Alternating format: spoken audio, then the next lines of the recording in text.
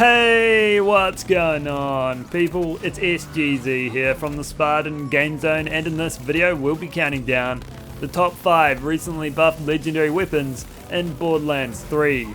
This round of buffs was focused on end game loot, giving some major DPS increases to the more difficult to farm weapons. I'll be telling you which guns got buffed the most, how you can raise their damage even further, and of course let you know where to find them. If you enjoyed the video, I'd appreciate it if you could drop a like, or maybe you could even subscribe. We've got part 3 of the top weapons in the game coming soon, so stay tuned for that, and let's crack into it.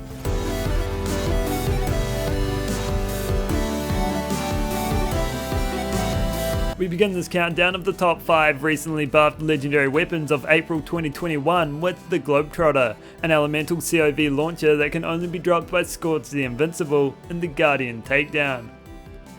The Globetrotter was always there or thereabouts when it came to powerful launchers, and its 50% damage increase helped to cement it within that fold. It isn't your typical launcher though, trading rockets for explosive discs which frisbee from its barrel and overwhelm your target. It fires either 3 or 6, consuming 1 or 2 ammo, and if you want to deal the most damage, then try for the latter. The discs are incredibly damaging, dealing massive damage on impact, but it doesn't end there. They'll also launch themselves into the air and crash back down for even more damage, and the ones that miss will keep travelling until they hit something. It's great value for ammo, making it good for mobbing, but it will down you incredibly easily, and it'll also take to bosses, but only if their feet are on the ground.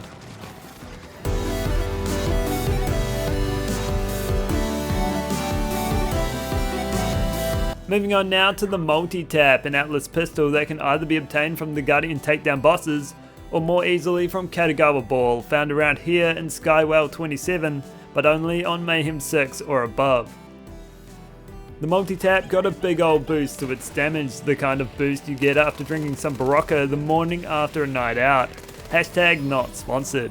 The buff was monumental, near 200%, and transformed it into a powerhouse pistol. It's not the fastest or the most athletic, but it can throw some serious damage down. Because it's an Atlas weapon, you can make use of its tracker rounds to fire without aiming, and it will also send out cryo missiles to anyone tagged whenever you reload.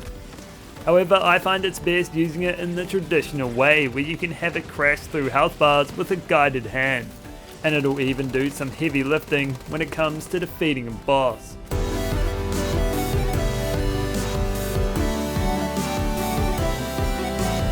Time now for the Reflux, another Mayhem 6 plus weapon. This one is a corrosive only Hyperion shotgun that has an increased chance to drop from Genevieve, who you fight around here, and Voracious Canopy. The Reflux got the smallest damage bonus out of them all, at least from what you can tell on the card. That's a credit to it, as something good just got that much better. It's pretty much the Brainstormer, but hits much harder, causing nearby enemies to be bound in a corrosive hold whenever you land a shot. Its damage is amplified per each enemy connected, and it can deal to a group in seconds. It's a fantastic exponent while mobbing, particularly on Flak, who can get it hitting way more criticals than most, while also recharging his action skill incredibly fast. It never puts a foot wrong, and will turn the tide quickly in your favour.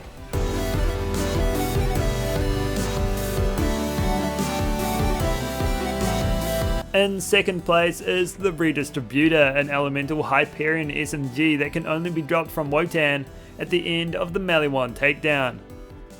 The Redistributor was always manageable on Zane, but is now commandable by everyone, thanks to its damage growing by a little over 1.5 times.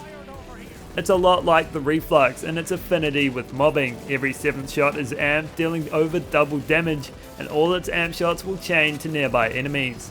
On Zane, with his barrier active, every shot will chain, allowing it to distribute its newfound damage around to everyone.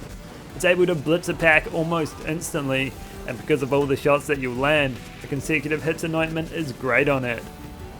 However, it's not just a gun for Zane anymore, as its standard damage is high enough, with the chaining rounds helping to serve it further.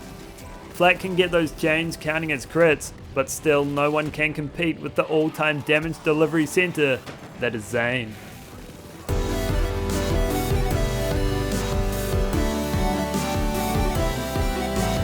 Before number 1 is uncovered, let's dive into some honourable mentions. First up, the DNA, a Mayhem 6 Plus weapon that drops from General Trant around here in Desolation's Edge. The DNA got a buff somewhere to its damage, I'm not sure where, but if I had to guess, I'd say in its damage over time. It fires many pairs of elemental projectiles that come out at all weird angles and are charged by a random element, all but radiation. Its projectiles don't move fast, but they do deal some great damage, especially if you're Moes who can make use of its splash damage potential. Now to the Moonfire, a Torgue pistol that can come in all the elements. It's another gun that only drops from Wotan the Invincible at the end of the melee one takedown. The Moonfire was another that didn't see a buff to its card, but likely to its amp shot's damage. Every third shot is guaranteed to be amped and deal over double damage of a standard round. They say good things come in threes, and it's true here. Its fire rate is good, getting those superpowered rounds to appear more often, and it can cause some serious critical damage. The last honourable mention I have for you is the Smog, another elemental Hyperion weapon. This one only drops from Scourge the Invincible Martyr and the Guardian takedown. The Smog is yet another gun that didn't see its damage change on the card, but instead is held in its unique effect. It supports a super shield that when active will have you shooting unrelenting amp shots. It's much more powerful when that shield is up, and it will tear through health bars. It'll blanket the field in thick smoke and have your enemies wishing for clear skies, and as long as you protect it, it will protect you.